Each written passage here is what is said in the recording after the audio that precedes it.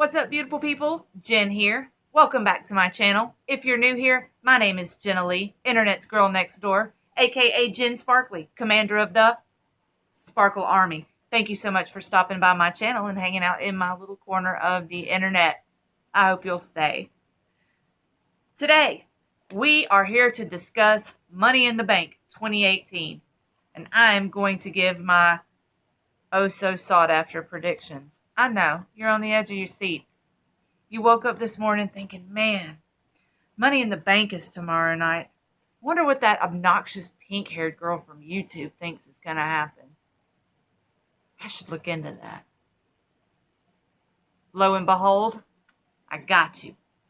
So here we go. I don't have the matches written down in any particular order, so we're just going to roll through it. So first of all, we've got the Bludgeon Brothers versus Luke Gallows and Carl Anderson. In a lot of these matches, there is going to be a who I wish would win and who I think is going to win. And in this particular match, I'd love to see Gallows and Anderson win some tag team gold. God knows they deserve it again. But I think right now, the Bludgeon Brothers are the experiment that Vince and company are going with. They've put a lot of effort into this gimmick. As cheesy as it kind of comes across, it's still cool. And they're big bad hosses who can pull it off. So my money is on the Bludgeon Brothers taking that one home. Next up, we have Carmella versus Asuka for the SmackDown Women's Championship. And this is contingent on a few different things. We've all heard the rumors. If you haven't heard any rumors, spoilers, holy crap. Put this over your head and just shh. Miggity Mac. Put on my spoilers hat. Okay. If you haven't heard this, now you've heard it. Apparently, possibly, maybe so, James Ellsworth might be returning. Okay, spoiler hats off. Now you know. Now, if James Ellsworth does return, you can bank on Carmella winning it, and they're going to roll with that duo for the foreseeable future. Should they? Probably not. I've said it in numerous videos and on several podcasts, and I just keep coming back to the phrase, I think WWE has some buyer's remorse with Carmella. I think that's why they took so long for her to cash in. I don't think they could figure out what the heck to do with her. I think they struggled to find a storyline to incorporate her in, and now that they've got a title on her, I think they're going to try to get all the mileage out of it they can, because it's probably not going to happen again. She hasn't improved at the rate that I think people thought she was going to improve. She's an athlete, no doubt about it. She's a former dancer and a former professional cheerleader. The girl is a gifted athlete. I will not take that away from her. But her selling is as god-awful today as it was a year ago. Screaming is not selling. You can't just scream. It doesn't work like that. Anyway, I'm betting either way they're going to keep the title on Carmella for a while longer.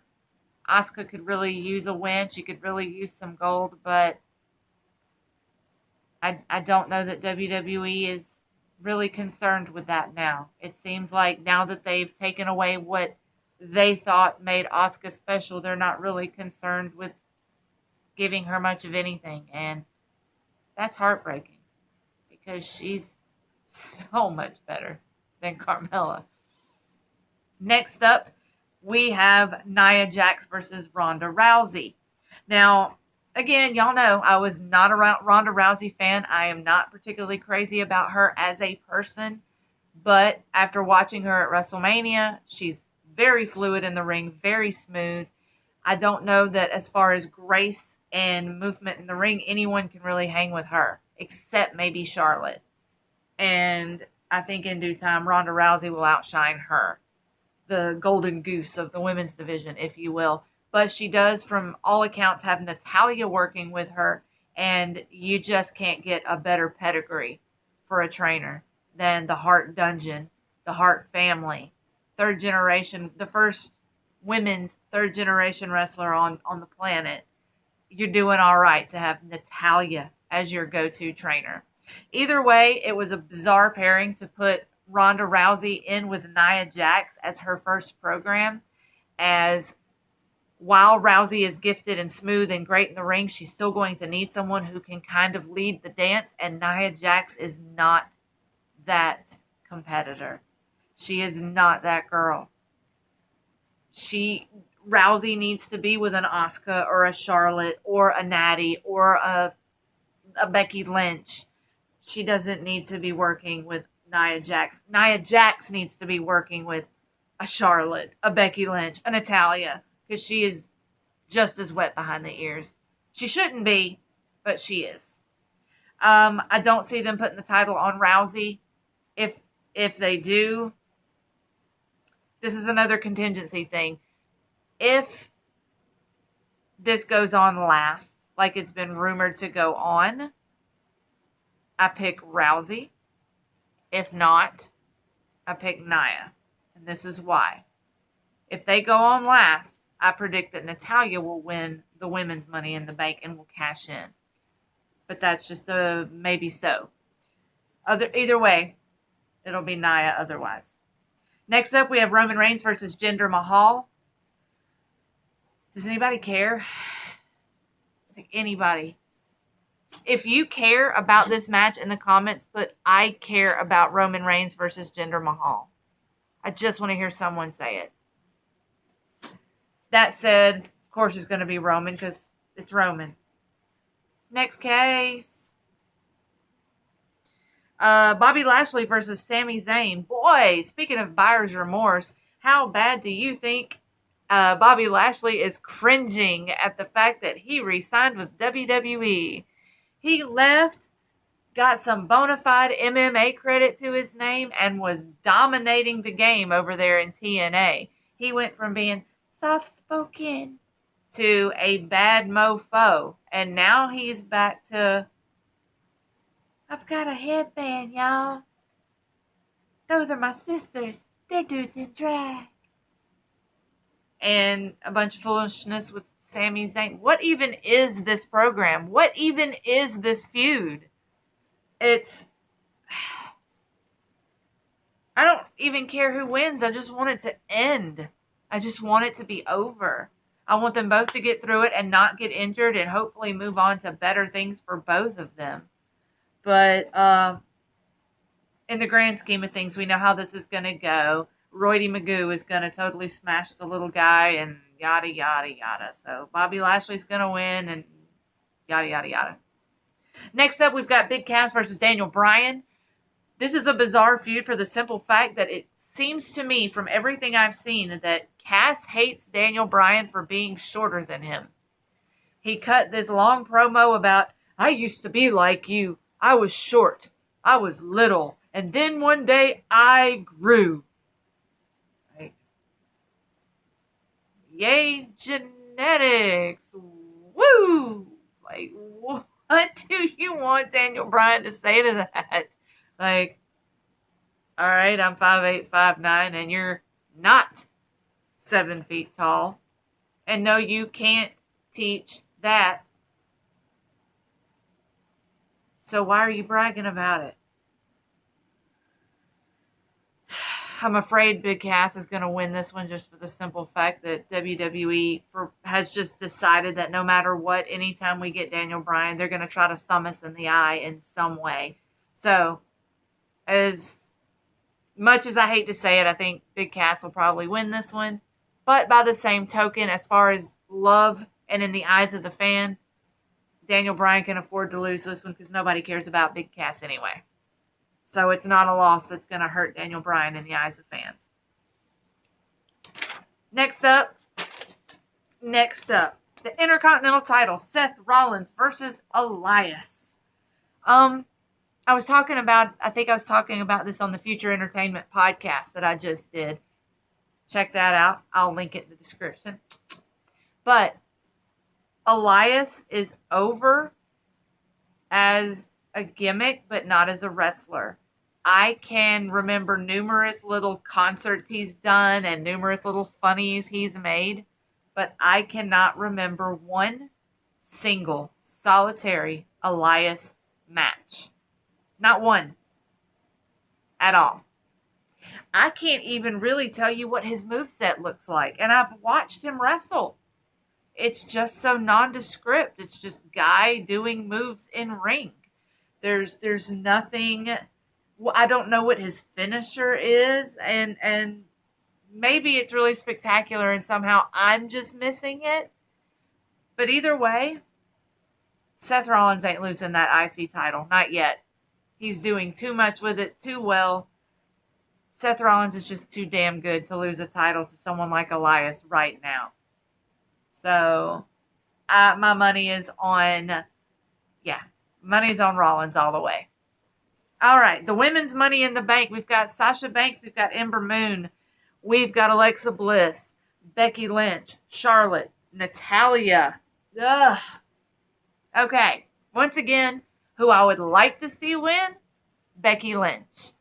And I know I'm not alone in that. All over the internet, I'm reading how so many people are sick to heckin' death of watching her have to eat all the pins, watching her have to take all the eliminations, watching her have to be the one to eat the losses in like multi-woman and tag matches.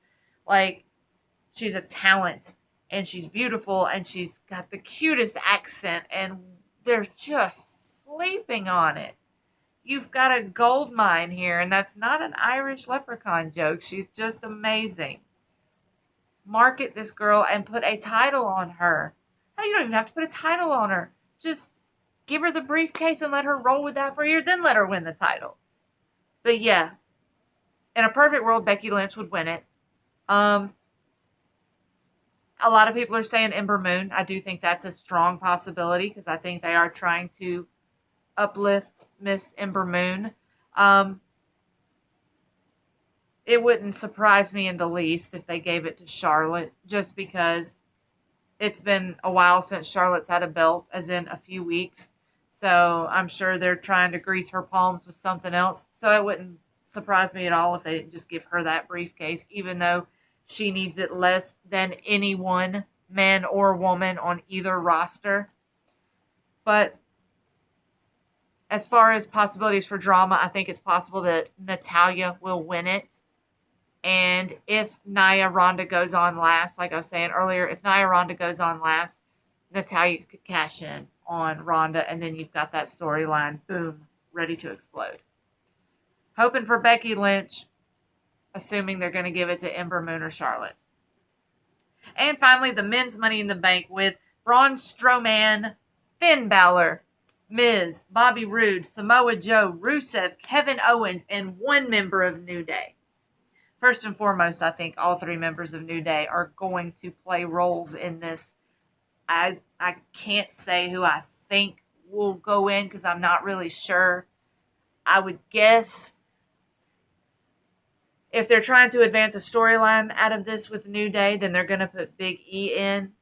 If it's just for spots and fun, they're going to put Kofi in. That said, with all of my heart, I want to see The Miz win this. The Miz deserves it.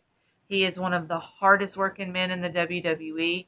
He has tirelessly worked over the years to improve his character, improve his mic work, improve his performance, improve his in-ring work. He is one of the very best in the world right now.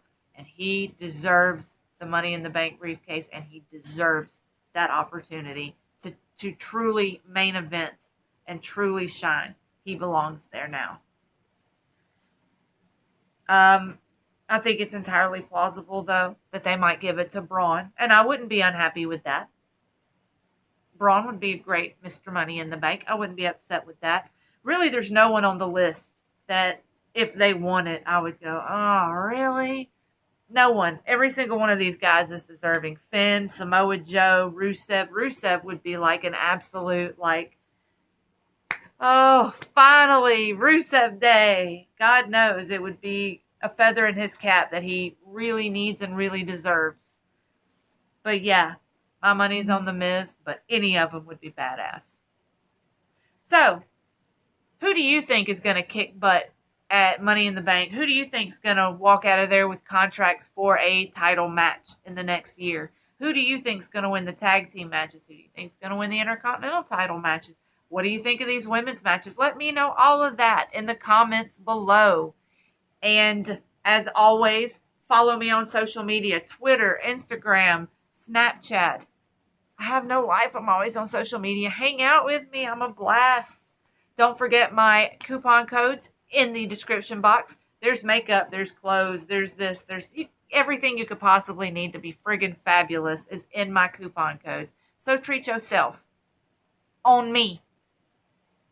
Until next time, I love you guys, and I will see y'all very, very soon. Y'all stay beautiful.